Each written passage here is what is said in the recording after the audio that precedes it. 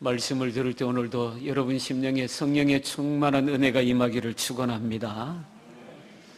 아이가 자라나면서 엄마의 가슴에 안겨서 젖을 먹으면은 그 아이는 엄마의 젖만 먹는 게 아니고 사랑을 듬뿍 받게 되는 줄로 믿습니다.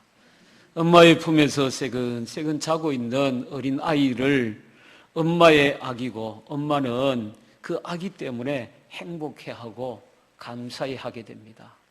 오늘 우리가 교회에 나와 강단 앞에서 말씀을 듣는 것은 여러분들이 하나님의 사랑받는 자녀이기 때문인 줄로 믿습니다. 우리 아버지가 하나님 아버지이심을 여러분이 믿기 때문에 이 자리에 있는 줄로 믿습니다. 성경에 보면은 여호와께서 백성을 사랑하시나니 모든 성도가 그 수중에 있으며 주의 발 아래에서 앉아서 말씀을 받는도다 그랬습니다. 우리는 복을 받은 사람들입니다. 아기가 엄마 젖을 먹을 때 엄마의 사랑도 함께 받게 되듯이 여러분이 말씀을 들을 때 하나님의 품에 안겨 그 사랑을 느끼고 체험하는 귀한 축복이 여러분에게 오늘도 임하게 되기를 축원합니다.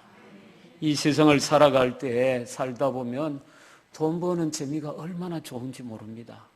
돈을 많이 벌면은 얼마나 기쁜지 모릅니다. 자식이 공부를 잘하면은 부모님은 너무너무 기쁩니다. 또한 승진을 하고 자리가 더 든든해지면 세상에 생활하면서 기쁨이 옵니다. 새 차를 사도 기쁨이 있습니다. 그러나 무엇보다 더 큰 기쁨, 그 가정에 제일 큰 기쁨 중에 기쁨은 뭐겠습니까? 생명이 태어나는 것입니다. 아이가 하나님께서 주신 생명이 우리 가정에서 자라는 것, 그것이 가정의 최고의 기쁨인 줄로 믿습니다. 이 행복은 말할 수가 없습니다.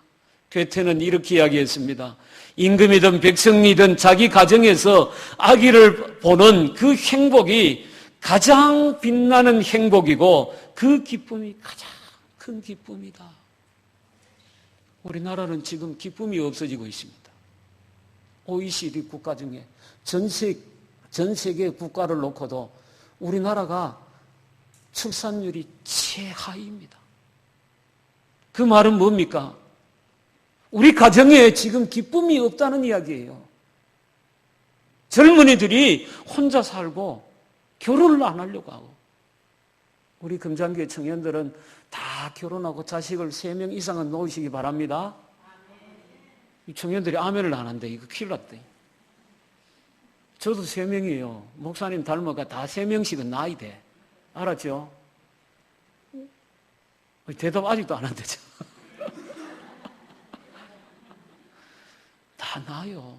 하나님이 주시는 생명을 얻는 기쁨이 세상에 어떤 것보다 큰 거예요. 이걸 잃어버리면 나라가 망하는 거예요. 안 그렇습니까? 이웃에 있는 선배 목사님이 손주를 이란성 쌍둥이를 낳았다고 페이스북에 올렸길래 축하합니다, 목사님. 그랬더니 목사님이 경제에 와서 목회하기 힘든데 잘 하고 계실 줄로 제가 기도하고 있습니다. 그렇게 답을 해주셔서 얼마나 감사한지.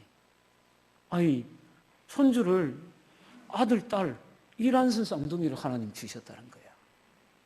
얼마나 감사한 일이죠. 그죠? 그런데 자기 교회에서는 아이를 첫째를 놓으면 30만 원, 둘째 놓으면 50만 원, 셋째 놓으면 100만 원 준대. 우리도 여유가 되면 앞으로 그래 하고 싶어요. 우리 교회도. 될 수 있겠죠, 장로님? 네, 장로님 다 아멘 했습니다. 우리 교회도 그렇게 해야 되겠어, 앞으로. 진짜. 첫째 놓으면 30만 원, 둘째 놓으면 50만 원, 셋째 놓으면 100만 원.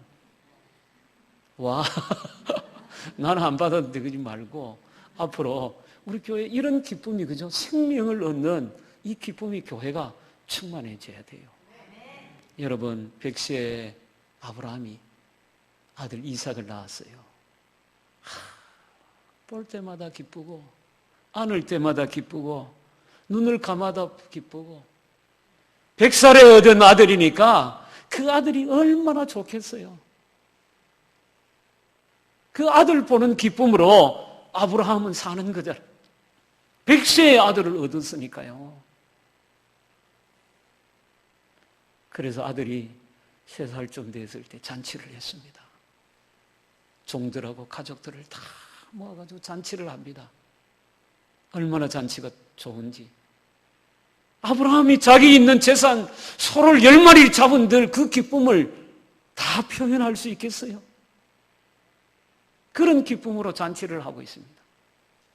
그런데 그 잔치를 해도 어머니는 그 눈이 손님에게 있는 게 아니고 누구한테 있어요? 아들에게 있어요, 아들. 이삭이 잘 있나? 이 잔치하는 중에 이삭이 어디 처박히지는 않았나? 그 이삭을 지켜보는데, 아니, 이삭이, 자기 형 이스마엘에게 끌려가가지고 손찌검을 당하고 있는 거야. 얼마나 놀랬든지 사라가 당장에 뛰어가서 그 아들을 빼앗아서 옵니다. 제가 이 부분을 창세기 영화로 했는데 아브라함의 일생에 대해서 영화에 보니까 영화에는 아예 그렇게 해놨어요. 이스마엘이 3살 되는 이삭을 데리고 가면 막 패는 거예요. 얼마나 세게 때리는지 애가 막 자지러질 정도로 때리는 거예요. 그 장면이 영화에 그렇게 그려놨더라고요. 아마 이스마엘이 왜 그 동생인 자기 동생을 그렇게 손찌검을 했겠습니까? 이 이삭이 태어나지 않았으면 내가 아버지의 사랑을 독차지하고 모든 재산도 내 거 되고 다 내 건데 이놈 때문에 내가 이제 다 빼앗겼다. 그때 이스마엘의 나이가 몇 살이죠? 성경에 보면 17살 정도 돼요. 17살. 철이 다 들었어요. 그런 아들인데 자기 아들을 손찌검을 하고 있어요. 이 사라가 얼마나 놀랬겠어요. 당장에 뛰어가서 이스마엘을 막 땅에다가 밀치고 난 다음에 이삭을 뺏어서 옵니다. 그러고 난 다음에 아브라함을 찾아갑니다. 이렇게 이야기하죠. 오늘 성경에 보면 이 여종의 아들을 여종과 함께 내쫓으십시오. 이 여종의 아들은 내 아들과 함께 기업을 잇지 못할 겁니다. 지금까지 사라가 아브라함을 대할 때 이렇게 큰 소리 한번 안 쳤어요. 사라는 아브라함에게 주인처럼 자기 남편을 주인처럼 떠받들고 섬기는 여자였습니다. 그런데 자기 아들이 어려움을 당하니까 어머니가 얼마나 마음이 분했던지 자기 남편에게 가지고 당장 내쫓아요. 이렇게 막 큰 소리를 내면서 사라가 아브라함에게 이야기합니다. 사라는 자기 아들 때문에 그랬던 거예요. 아브라함의 고민이 얼마나 컸던지 오늘 성경에도 보면은 본문에 보면 아브라함이 근심합니다. 왜 그렇겠습니까? 이스마엘도 자기 아들입니다. 자기 씨입니다. 여러분, 술집에 가서 섹시와 잠을 자고 남편이 아들을 낳아놓으면은 그 술집 섹시가 낳은 아들이라도 그 아들을 잊지 못해서 자꾸 찾아갑니다. 하물며 여러분 17년간 자기 집에서 키운 아들이 이스마엘이었습니다. 이삭이 나기 전까지는 이스마엘이 자기의 기업이 될 줄 알고 이스마엘에게 얼마나 아브라함이 사랑을 쏟고 마음을 쏟았겠습니까? 하갈도 비록 애굽 출신의 여종이지만은 자기가 맞아들인 아내입니다. 그런데 어떻게 내쫓는단 말입니까, 여러분? 그렇다고 여러분 그냥 집에 그냥 두고 살 수 있겠습니까? 그러니까 아브라함이 사라의 말을 듣고 고민하고 고민합니다. 이 문제를 어떻게 풀면 되나? 여러분이 이런 상황에 처했다면 여러분은 어떻게 할 것 같습니까? 한 집에 여자가 둘이면 이렇게 골치 아프니까 하나님이 우리가 한 사람하고만 살도록 하나님 하신 줄로 믿습니다. 아멘을 안 하시는겨? 아브라함은 두 여자 때문에 괴로워하는 거예요, 지금. 답이 없습니다. 그런데 이렇게 고민하고 있던 아브라함에게 하나님이 찾아오시죠? 이렇게 말씀하십니다. 아브라함아, 내 아내 사라의 말 들으라. 여종과 그 여종의 아들을 내쫓아라. 이삭의 씨를 씨만 너의 참 자녀다. 그러나 여종의 아들도 내시니 내가 그로 큰 민족을 이루게 할 것이다. 할렐루야. 여러분이 고민하고 근심할 때 주님이 여러분을 찾아오시기를 축원합니다. 여러분에게 답을 주실 것입니다. 아브라함은 울면서도 이 하나님의 말씀에 순종했습니다. 이른 아침에 떡과 물 한 가죽 부대를 하갈의 어깨에 메어준 다음에 아들과 함께 쫓아냅니다. 이스마엘이 아빠 왜 쫓아내요 저? 여러분, 이스마엘이 아브라함에게 얼마나 울었겠습니까?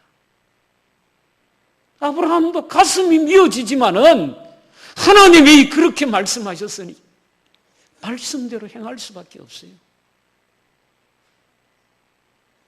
사랑했던 아내 하갈을 어떻게 쫓아낸단 말입니까?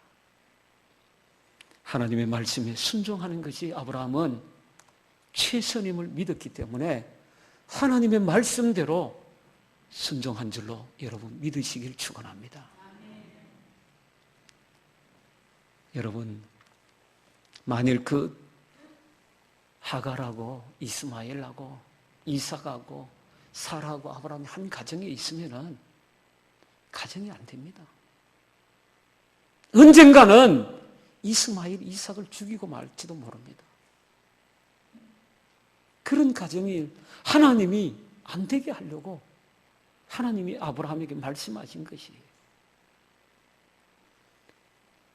아브라함이 이스마엘과 하갈을 쫓아낼 때 얼마나 마음 아프고 한편으로는 그 마음이 쓰리고 고통스러웠을 것입니다.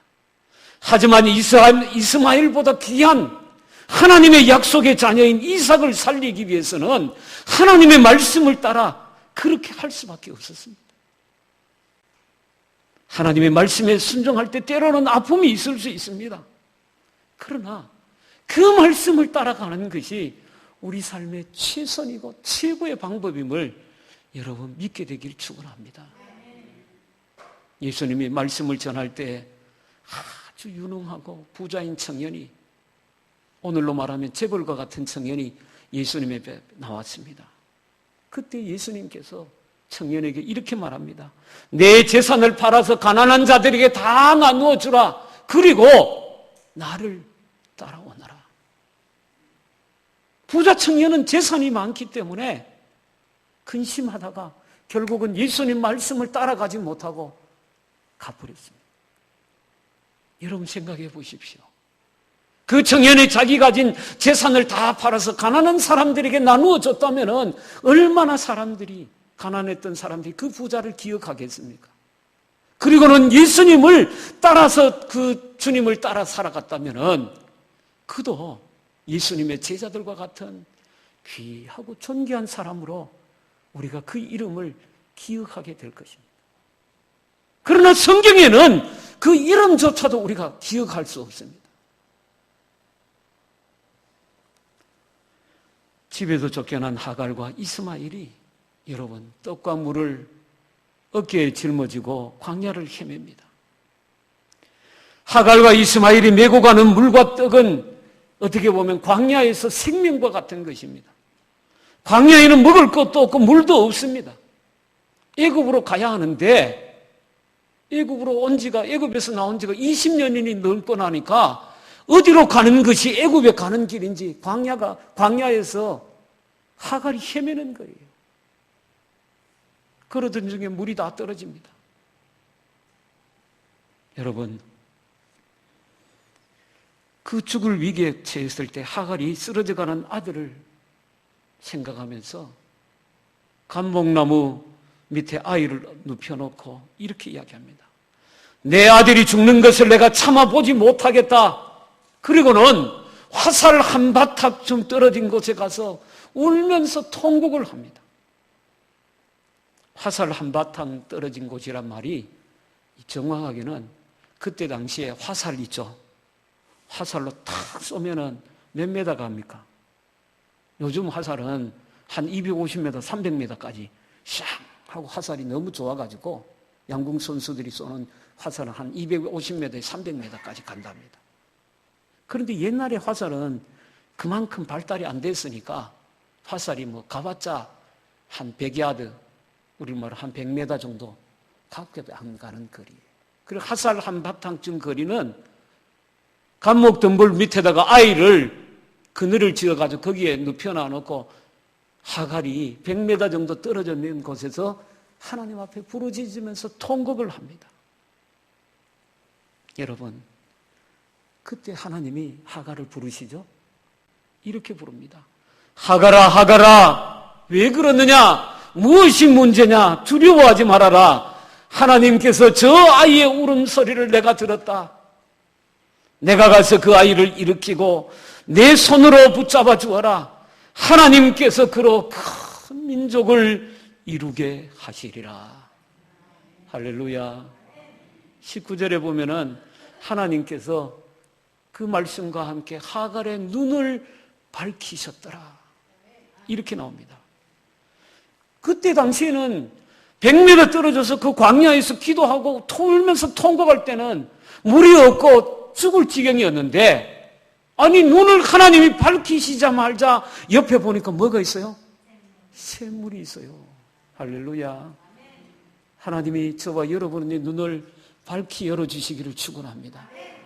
죽을 것 같은 광야에 가서도 하나님께서 물을 보여주시고 살 수 있는 길을 하나님이 열어주신 것입니다. 그래서 그 아들이 자라서 나중에 장성한 사람이 되고 활 쏘는 자가 되고, 그 민족이 누구예요? 지금 우리 아라비아 반도의 전체 민족이 바로 이스마엘을 통해서 난 민족이 되는 겁니다. 광야에서 물과 양식이 떨어지면 살 길이 없습니다. 하갈과 이스마엘이 그런 상황에 처합니다. 그런데 하나님께서 하갈의 눈을 밝히셔서 샘이 발견되고 그들이 그 광야에 있어서 목숨을 구했고, 나중에는 하나님의 약속의 말씀대로 큰 민족을 이루었다라는 것입니다. 여러분, 우리가 살다 보면은 사업이나 직장이나 가정에 어려움이 올 수 있고 아픔이 올 수도 있습니다. 내 인생이 여기서 막을 내리는 게 아닌가 하는 심각한 어려움에 처할 수도 있습니다. 하지만 그때도 하나님께서 저와 여러분의 눈을 밝히시면 새 길이 열리게 될 줄로 믿습니다. 살 길이 열리는 겁니다. 하나님께서 여러분과 저의 눈을 밝히 열어주시기를 예수님 이름으로 축원합니다. 여러분, 어린이 장난감 만드는 완구 회사를 하는 사장님이 있었어요. 그런데 자기 회사가 완구를 개발해 놓으면 꼭 그 옆에 있는 완구 회사가 더 좋은 걸 만들어내. 그러면 어떻게 되죠? 이쪽 회사는 자꾸 도태되는 거예요. 물건이 만들어 놓으면 이쪽 회사께 더 좋으니까 항상 저쪽 소비자들이 그걸 사가 버리는 거예요. 경쟁이 안 되는 거예요. 계속. 야, 이러다가 직원들 밥도 못 먹이겠다. 회사를 문을 닫아야 되나. 그렇게 고민하던 중에 하루는 공원에 가서 머리도 좀 식힐 겸, 아이고 모르겠다 하고 공원에 가서 벤치에 뚝 앉아 있었어. 근데 벤치 앞에 어린이들 놀이터가 있는데 아이들이 왁자지껄 하면서 노는 거예요. 뭐하고 노나 애들이 싶어가 뒤에 가서 턱 쳐다보고 있으니까, 야야 여기 와봐! 아이들이 막 보암을 치면서 노는데 보니까 애들이 확 몰려가 보는데, 아니 거기에 자기들이 가지고 갔던 자동차도 있고 비행기도 있고 장난감이 수도 없는데 아이들이 신기하게 여기면서 보고 있는 게 뭐냐면은, 아이고 방금 기어가던 벌레 한 마리를 잡고 그걸 가지고 막 애들이 보고 있는 거예요. 신기하다고 좋은 거예요. 그래서 이 사장님이 이랬어요. 야들아, 얘들아, 그 벌레 뭐 징그러운 거 그거 뭘 좋다고 그러니? 너희 집에 장난감 없냐? 아니에요. 우리 집이 자동차도 있고 다 있어요. 신기하잖아요. 징그럽잖아요. 그런데 좋아요. 그 말을 듣는 순간에 이 왕구 회사 사장님, 이거구나 깨닫게 돼요. 야, 이거 하면 되겠구나. 내가 빨리 가서 벌레 만들어야 되겠다. 징그러운 벌레, 장수풍뎅이도 만들고 하늘소도 만들고, 애들이 막 징그럽다고 여기는 거는 오만 벌레들을 만들어가지고 내놨습니다. 그런데 그게 대박이 났어요. 완전히 회사의 문을 닫아야 되겠다고 생각했던 그 사장님이 그 아이들이 보고 있던 그 벌레 한 마리를 보고 눈이 열린 거예요. 야, 이거 만들면 되겠구나. 그 길로 그 회사가 완전히 성장하기 시작합니다. 불이 나듯이 팔리는 거예요. 여러분, 창의적인 아이디어를 발견해도 사람의 운명이 달라지지 않습니까? 하나님께서 문을 열어주시면 여러분 뭐가 안 되겠습니까? 사업가의 눈이 밝으면 그 사업이 대성합니다. 작은 부자는 자기가 성실하게 살고 열심히 일하고 하면 작은 부자는 돼요. 그러나 큰 부자는 옛말에도 하늘이 내려주어야 된다. 눈을 열어주셔야 되는 거예요. 학생들도 눈이 열리면 공부하는 길이 보인다 그러잖아요. 선생님이 가르쳐주면 이거는 중간고사, 백발백중. 눈이 열리는 거예요. 눈이 안 열리는 애는 이걸 선생님한테 들어도 이게 중요한지 귀중한지 몰라요. 자꾸 엉뚱한 데 공부한다니까요. 중간고사 공부하라 그러면은 완전히 엉뚱한 데가 헤매다가 공부하고 있다니까요. 중요한 걸 못 짚는 애예요. 여러분, 여러분의 눈이 밝아지게 되기를 축원합니다. 하나님께서 이렇게 하갈의 눈을 열어주시니 사는 길이 열린 겁니다. 그리고 하나님께서 실제로 우리 삶의 유관도 열어주십니다. 마태복음 10장 46절에서 52절에 소경 거지 바디메오 여러분 잘 아실 것입니다. 예수님이 수많은 병자들을 고친다는 이야기를 듣고 나도 고침을 받아야 되겠구나. 나도 예수님 좀 만나봐야 되겠구나. 그 소경 거지 바디메오의 마음속에 소원이 일어납니다. 믿음의 기대가 일어나는 거예요. 여러분 한번 따라해 보십시오. 믿음은 바라는 것들의 실상이요. 바라는 것이 없으면 믿음이 아니에요. 믿음은 바라야 돼요. 미래를 향한 바람이 있어야 됩니다. 내 믿음에 대한 기대가 있어야 됩니다. 소망이 있어야 됩니다. 바디메오는 내가 주님 만나면 내가 내 눈을 뜨겠구나. 주님을 향해 기대한 겁니다. 그래서 주님 앞에 뛰어납니다. 다윗의 자손 예수여 나를 불쌍히 여겨주십시오. 다윗의 자손 예수여 나를 불쌍히 여겨주십시오. 이 사람아 조용히 해라. 왜 이렇게 시끄럽냐? 수많은 사람들이 바디메오를 말려도 바디메오는 예수님 앞에 가는 기대가 있기 때문에, 내가 눈을 뜰 수 있다는 소망이 있기 때문에 주님 앞으로 달려나가게 된 줄로 믿습니다. 주님께서 가던 길을 멈추셨습니다. 그리고 그를 불러오너라.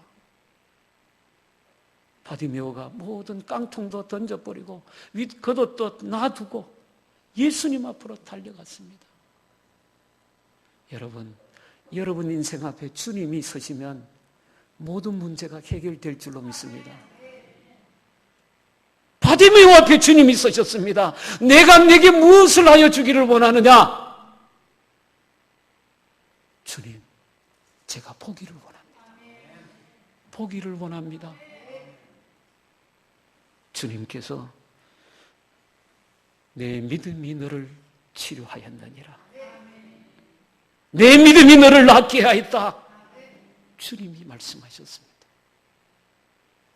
사랑하는 성도 여러분, 여러분의 삶에도 하나님이 눈을 열어주시기를 축원합니다. 여러분, 열왕기하 6장에 보면 정말 놀라운 말씀이 있습니다. 아람 나라하고 이스라엘이 전쟁을 합니다. 그 전쟁이 얼마나 오랫동안 계속되는지 전쟁이 끝이 안 납니다. 그래서 아람 나라의 왕이 이스라엘 왕을 첩자들을 보내가지고 암살을 시도합니다.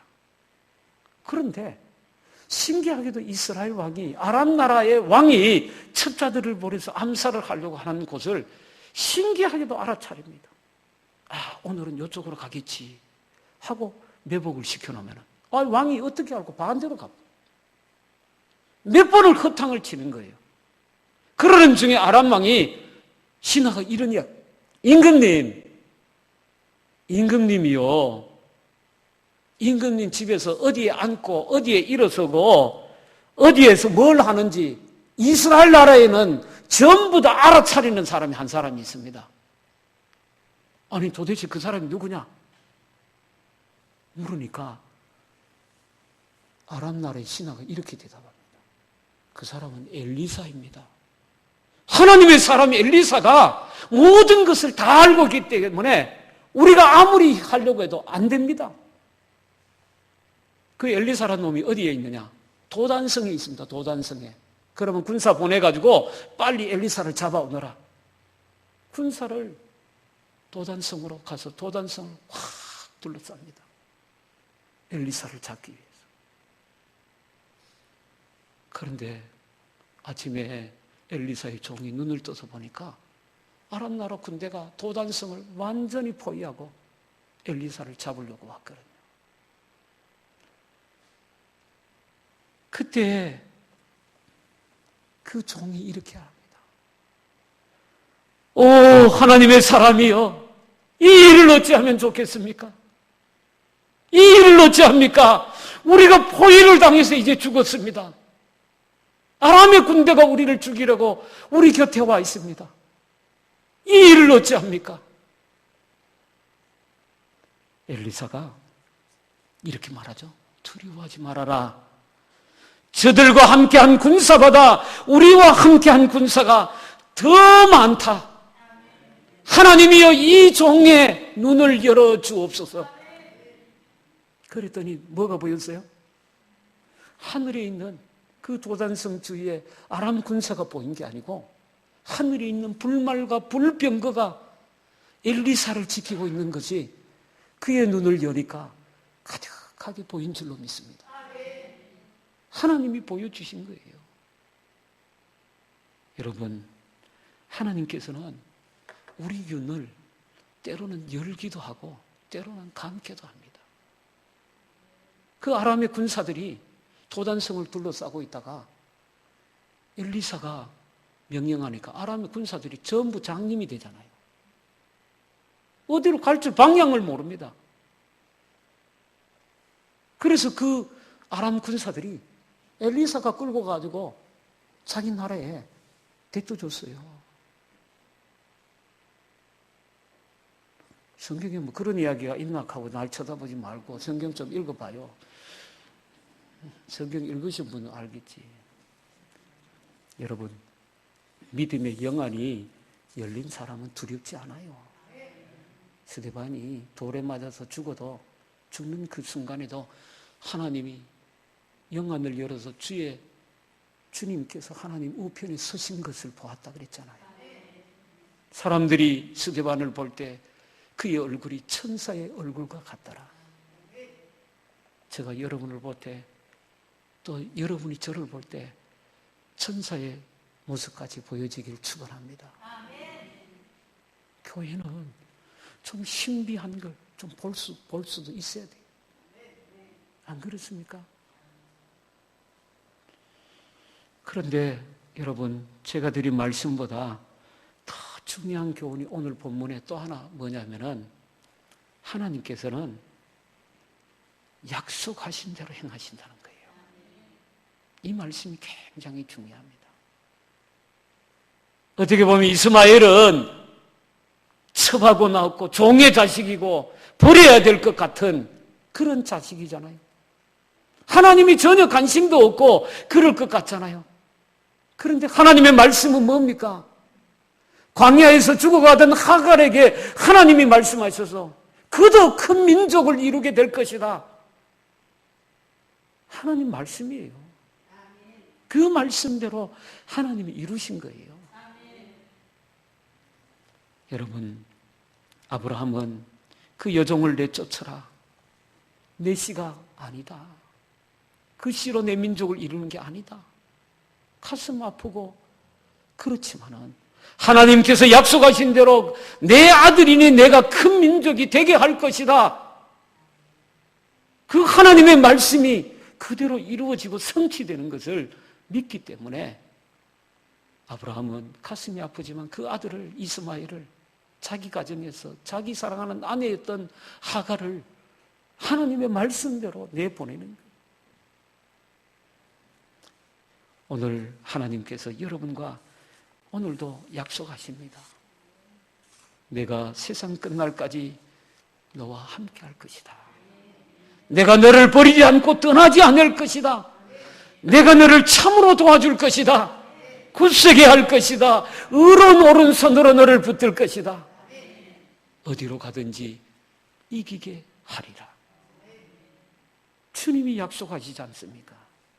사랑하는 성도 여러분, 오늘도 우리를 천국으로 인도하시고 말씀으로 우리를 먹이시고 우리 앞에 눈을 열어주시고 영적인 눈, 육적인 눈도 하나님이 열어주시고 그래서 주님의 약속을 붙잡고 믿음으로 승리하는 복된 성도들이 되기를 예수님 이름으로 축원합니다. 기도하겠습니다. 거룩하신 하나님 감사합니다. 오늘 주님 내 눈을 밝혀주시옵소서. 열어주시옵소서. 하나님의 놀라운 영적인 세계를 볼 수 있는 눈이 되게 하여 주시옵소서. 우리 앞에 있는 현실만 보고 가는 답답함을 느끼는 어리석은 자가 되지 않게 하옵소서. 우리 길을 인도하신다고 약속하시는 하나님, 우리를 붙들어 주시겠다고 하시는 하나님, 능력의 오른손으로 붙잡아 주시는 그 하나님을 믿고 믿음으로 살아가는 저희 삶이 되게 하여 주옵소서. 우리 금장계 모든 성도들이 이 믿음을 얻게 하여 주시옵소서. 광야에 있어도 하갈의 눈을 열어주시고 밝혀주셨던 하나님이 나와 함께하고 계심을 믿고 살아가는 복된 성도들이 되게 하옵소서. 감사하며 예수님 이름으로 기도하옵나이다. 아멘.